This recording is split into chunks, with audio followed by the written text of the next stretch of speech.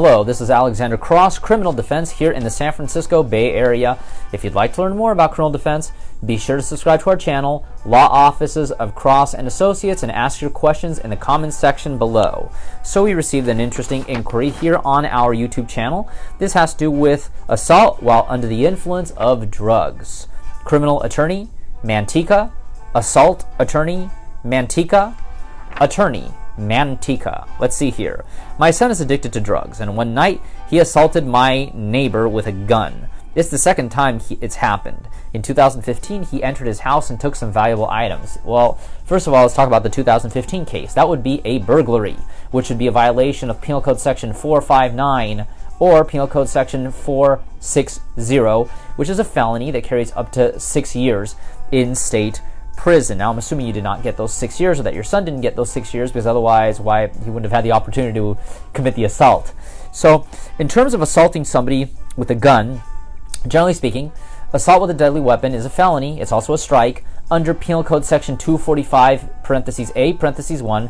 It's a felony that carries up to 4 years in state prison. Now, if you hurt your neighbor, there could be a GBI clause or great bodily injury clause that could potentially increase the punishment for an additional 3 years. Plus, because of the use of a firearm, there would be a firearm enhancement that would increase the punishment an additional year.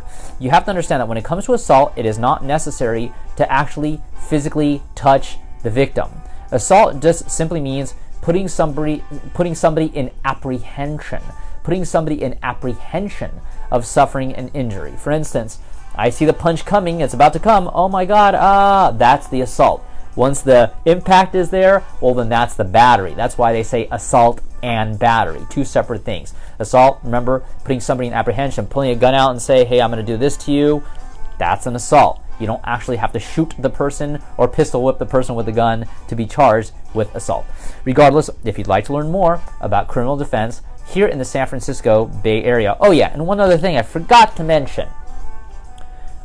Voluntary intoxication, is not a defense. Voluntary intoxication is not a defense. Just because your son is addicted to drugs and just because he was under the influence of drugs, that is not a defense to the crime.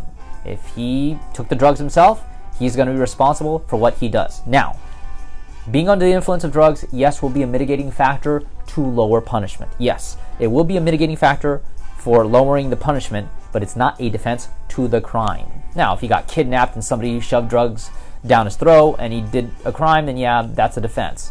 But not if he voluntarily intoxicated himself. Regardless, if you'd like to learn more about criminal defense, be sure to subscribe to our channel, Law Offices of Cross and Associates. But if you have been accused of a crime and need representation in court here in the San Francisco Bay Area, call us now for a free consultation at 1-800-862-7677. On our next video, we're going to be discussing the case of somebody who got accused of distribution of child pornography. Criminal attorney, Manteca. Attorney, Manteca. Assault, Manteca.